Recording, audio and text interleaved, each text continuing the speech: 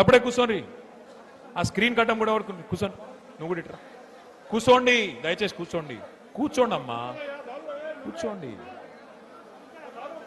మీకు ఒక్క నిమిషంలో కాళేశ్వరము ఏ రకంగా మరి కన్నెపల్లి నుంచి నీళ్లు తీసుకోవచ్చో మీకు ఒక్క నిమిషంలో నేను చూపెట్టే ప్రయత్నం చేస్తా. మేడిగడ్డ బ్యారేజ్తో సంబంధం లేకుండా మరి ఎట్లా కన్నెపల్లి నుంచి ఎల్లంపల్లికి నీళ్లు తేవచ్చు, ఎల్లంపల్లి నుంచి పై దాకా హైదరాబాద్ దాకా ఎట్లా నీళ్లు తీసుకుపోవచ్చో ఒక్క నిమిషం ఆ వీడియో ప్లే చేయమని చెప్పి మా తమ్ములను కోరుతా ఉన్నా. ఒక్కటే కాదు, బ్యారేజీలు, రిజర్వాయర్లు, పంప్ హౌస్లు, సబ్ స్టేషన్లు, టన్నెల్స్, గ్రావిటీ కాల్వల సమాహారం కాళేశ్వరం ప్రాజెక్ట్. గోదావరి నీటిని ఒడిసి పట్టి బృహత్తర ప్రణాళిక. కాళేశ్వరం రిజర్వాయర్ల ద్వారా కరువు తీరా నీళ్లను వాడుకునే భగీరథ సంకల్పం. మేడిగడ్డ వద్ద మొదలైన కాళేశ్వర జలధార దశల దశలుగా తెలంగాణ బీడు భూములను తణుపుతుంది. లింక్ 1 కింద 100 మీటర్ల ఎఫ్ఆర్ఎల్ ఉన్న మేడిగడ్డ బ్యారేజీలో 16.17 టీఎంసీల నీటిని నిల్వ చేయొచ్చు.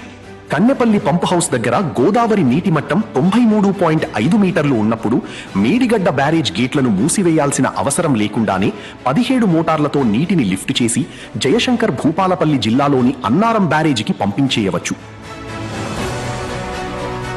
సిడబ్ల్యూసి డేటా ప్రకారం జూలై 20వ తారీఖు 2026 నాటికి కన్నెపల్లి వద్ద ఉన్న నీటి మట్టం 94.8 మీటర్లు.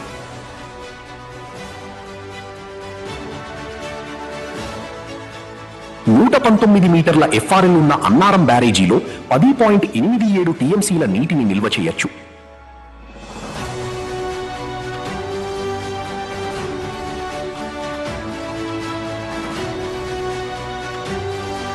ఇక్కడ నుండి సరస్వతి పంప్ హౌస్ ద్వారా 12 మోటార్లతో ఎత్తిపోసిన నీళ్లు పెద్దపల్లి జిల్లాలోని సుందిళ్ల బ్యారేజీకి చేరుకుంటాయి. 130 మీటర్ల ఎఫ్ఆర్ఎల్ ఉన్న సుందిళ్ల బ్యారేజీలో 8.83 టీఎంసీల నీటిని నిల్వ చేయొచ్చు. ఇక్కడ నుండి పార్వతీ పంప్ హౌస్ ద్వారా నీళ్లను 14 మోటార్లతో లిఫ్ట్ చేసి 148 మీటర్ల ఎఫ్ఆర్ఎల్ ఉన్న ఎల్లంపల్లి శ్రీపాద సాగర్ కు ఎత్తిపోస్తాయి. ఎల్లంపల్లి శ్రీపాద ప్రాజెక్టు నుంచి పంప్ హౌసులు, టన్నెల్స్ మరియు గ్రావిటీ కాలువల ద్వారా వివిధ రిజర్వాయర్లకు నీటిని తరలించి తెలంగాణ రైతాంగానికి సాగునీరు అందిస్తారు. కాళేశ్వరం తెలంగాణ ప్రాణేశ్వరం. కాళేశ్వరం అంటే మేడి. వాస్తవం ఏంది అంటే, దయచేసి కూర్చోండి, ఎవరు లేవకండి దయచేసి, ఇంకా వీడియోలు ఉన్నాయి, ఆగండి. వాస్తవం ఏంది అంటే పైకెళ్ళి నీళ్ళు వస్తున్నాయి, కిందికి గోదావరి నుంచి కిందికి నీళ్లు పోతున్నాయి. ఒక్క నిమిషం మీ అందరికి తెలవాలి కాబట్టి చెప్తున్నా. తెలంగాణ భౌగోళికంగా ఎట్లుంటుంది అంటే ఇట్లా ఒక గుడిసె తిరుగుంటుంది తెలంగాణ రాష్ట్రం. ఒక వరుసకెళ్ళి కిందికెళ్ళి 80 మీటర్ల మీదకెళ్ళి గోదావరి పోతుంది, 80, 90, 100 మీటర్ల మీదకెళ్ళి. ఇంకో వరుసకెళ్ళి ఇంకో దిక్కుకెళ్ళి కృష్ణా నది 120, 130 మీటర్ల మీదకెళ్ళి కృష్ణా నది పోతుంది. ఆడికెళ్ళి పైకి నీళ్లు తీసుకుపోవాలి, ఎందుకంటే భూములన్నీ పైన ఉన్నాయి, నదులు కిందున్నాయి. అందుకోసమే కేసీఆర్ గారు కాళేశ్వరం అనే ప్రాజెక్టును డిజైన్ చేసిండు. మరి కాళేశ్వరం అనే ప్రాజెక్టు యొక్క గొప్పతనం ఏంది అంటే ఇళ్ళకెళ్ళి నీళ్లు 3 రకాలుగా తీసుకోవచ్చు. ఇప్పుడు మీ ఎల్లంపల్లే ఉంది, ఇక్కడ ఎల్లంపల్లి నుంచి నీళ్లు పైకి తీసుకొని పోవాలంటే దీనిలో 3 మార్గాలు ఉన్నాయి. మొత్తం కాళేశ్వరం అంటే ఒక బ్యారేజీ కాదు, ఒక రిజర్వాయర్ కాదు. కాళేశ్వరం అంటే 3 బ్యారేజీలు, మేడిగడ్డ, అన్నారం, సుందిల్ల. కాళేశ్వరం అంటే 15 రిజర్వాయర్లు, 19 పంప్ హౌజులు, 21 సబ్ స్టేషన్లు, 100 కిలోమీటర్ల సొరంగ మార్గాలు, 1000 కిలోమీటర్ల ప్రవాహ కాలువలు. మొత్తం కాళేశ్వరం ప్రాజెక్టులో 100 భాగాలుంటే అందులో 1 భాగం మేడిగడ్డ బ్యారేజ్. ఆ మేడిగడ్డ బ్యారేజ్లో కూడా 85 పిల్లర్లు ఉంటే 2 పిల్లర్లు కుంగిన మాట వాస్తవం. మరి ఇవాళ ఈ రాష్ట్ర ప్రభుత్వం చేస్తున్న దుర్మార్గమైన విషయం ఏంటి అంటే మేడిగడ్డ బ్యారేజ్కు కన్నెపల్లి పంప్ హౌస్కు 18.5 కిలోమీటర్ల అంతరం ఉన్నది. మేడిగడ్డ మీదికి, అదే గోదావరి నది మీద మేడిగడ్డ మీదికి మరి 18.5 కిలోమీటర్ల మీద కన్నెపల్లి పంప్ హౌస్ ఉన్నది. అక్కడ కన్నెపల్లి పంప్ హౌస్ కాడ మోటార్లు మంచిగానే ఉన్నాయి, 17 మోటార్లు. మరి ఆడికెళ్ళి 3 టీఎంసీల నీళ్లు రోజుకి ఎత్తిపోయొచ్చు.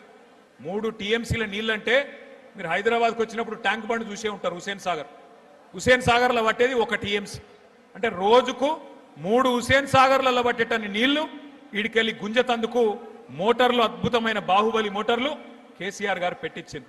ఇలా నేనో మీరో చెప్తలేం, రిటైర్డ్ ఇంజనీర్లు చెప్తున్నారు, ఇప్పుడు సర్వీస్లో ఉన్న ఇంజనీర్లు చెప్తున్నారు. ఏమని చెప్తున్నారు? ఇవాళ కన్నెపల్లి కాడ 94.5 మీటర్ల మీదకెళ్ళి నీళ్లు పోతున్నాయి. అక్కడ 93.5 మీటర్ల దానికి నీళ్లు ఉంటే పంపులు చాలు చేయొచ్చు. మేడిగడ్డ బ్యారేజు అట్లాగే దాన్ని ముట్టకుండా, దాన్ని కనీసం ఏమనకుండా, అక్కడికి ఏం డేంజర్ లేకుండా మీరు నీళ్లు ఎత్తిపోయొచ్చు. ఒకటేసారి అన్నారం, సుందిల్లా, మేడిగడ్డ దగ్గర ఉన్న 3 పంప్ హౌజులు ఒకటేసారి సైమల్టేనియస్గా అంటే సమాంతరంగా సమన్వయంతో నడిపితే బ్రహ్మాండంగా ఎల్లంపల్లికి ఎన్ని నీళ్లు కావాలంటే అన్ని నీళ్లు, రోజుకు 3 టీఎంసీల చొప్పున ఎన్ని నీళ్లు కావాలంటే అన్ని నీళ్లు ఎత్తిపోయవచ్చు అని నేను చెప్తలేను, రిటైర్డ్ ఇంజనీర్ల బృందం, శ్యామ్ ప్రసాద్ రెడ్డి గారి బృందం చెప్తున్నది. ఇవాళ ఎల్లంపల్లిలో 7 టీఎంసీల నీళ్లు మాత్రమే ఉన్నాయి. నిన్న భగవంతుడు కరుణించి వాన పడ్డది. వాన పడాలనే మొక్కుదాం. కానీ కాళేశ్వరం యొక్క గొప్పతనం ఏంది అంటే, బాగా వర్షం పడ్డది అనుకోండి, పైన మహారాష్ట్రలో బాగా వర్షం పడ్డది, ఎక్కువ వర్షం వచ్చింది అనుకో, ఎస్ఆర్ఎస్పి మొత్తం నిండుతుంది, నిండి 2 దిక్కుల పొంగుతుంది.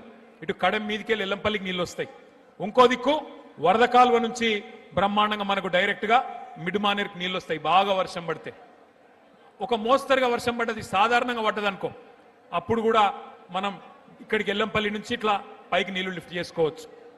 2వ మార్గం. 3వ మార్గం, ఎక్కువ వర్షం పడితే ఫ్లడ్ ఫ్లో నుంచి మిడ్మానేర్కి నీళ్ళు తీసుకుపోవచ్చు. మామూలుగా వర్షం పడితే ఎల్లంపల్లి నుంచి తీసుకోవచ్చు. ఏ వర్షం లేకపోతే, ఇబ్బంది ఉంటే, కరువు ఉంటే, ఇయాల ఉన్న పరిస్థితి ఉంటే దానికి పరిష్కారమే కాళేశ్వరం దగ్గర, కన్నెపల్లి దగ్గర పంపులు చాలు చేసి నీళ్లు తీసుకుంటందుకే కేసీఆర్ గారు పెట్టిన ఈ ప్రాజెక్ట్. అంటే ఈ ప్రాజెక్ట్ యొక్క గొప్పతనం ఏంది అంటే గది.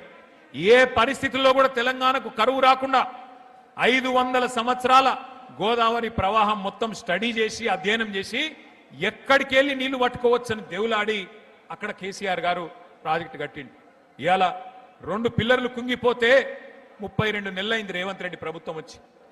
మరి మొన్న నేను ఒక రైతును చూసిన మాట్లాడంగా ఎంత అద్భుతంగా మాట్లాడిండు ఆయన అంటే, అవునయ్యా కేసీఆర్ కట్టిండు, చిన్న సమస్య వచ్చింది, ఏం నీకు సుతారావులు లేరా, మేస్త్రీలు లేరా, సిమెంట్ బస్తాలు లేవా, ఏం చేస్తున్నావు, ఎందుకు రిపేర్ చేయవు, ఎందుకు రైతుకు నీళ్ళు ఇయ్యవు అని చెప్పి ఒక రైతు నిలదీసిండు. నిజంగా చెప్పాలంటే ముఖ్యమంత్రి మాట్లాడే ఫాల్తూ మాట 1,00,000 కోట్లు కొట్టుకుపోయినాయి అంటాడు. వాస్తవం ఏంది? 2 పిల్లర్లు కుంగినాయి. ఆ బ్లాక్ ఒక్కటి రిపేర్ చేస్తే కూడా మొత్తం మేడిగడ్డ బరాజ్కైన ఖర్చే 4,000 కోట్లు. ఆ బ్లాక్ 7 ఏదైతే రిపేర్ చేయాలనో అదొక్కటి రిపేర్ చేయాలంటే ఒక 400 కోట్లు కావాలి. ఆ 400 కోట్లు కూడా మన ప్రభుత్వ పైసలు అవసరం లేదు. ఎల్ఎన్టీ అనే కంపెనీ మేమే కడతాం, మేమే పెడతాం, మీ పైసనే వద్దు అని ఉత్తరం రాస్తే కూడా ఈ మూర్ఖపు ముఖ్యమంత్రి ఎక్కడ మళ్ళా నేను ఇన్ని రోజులు చేసిన ప్రచారం, రాహుల్ గాంధీని తీసుకొచ్చి చూపెట్టిన సినిమా నేను దొంగనని మళ్ళా దొరికిపోతా అని చెప్పి ఆ ఎల్ఎన్టీ కంపెనీని కూడా బెదిరి చెలగొట్టిండు తప్ప 32 నెలలే దాన్ని ముడతలేడు. ఇవాళ ఎందుకు వచ్చింది? కాంగ్రెస్ తెచ్చిన కరువు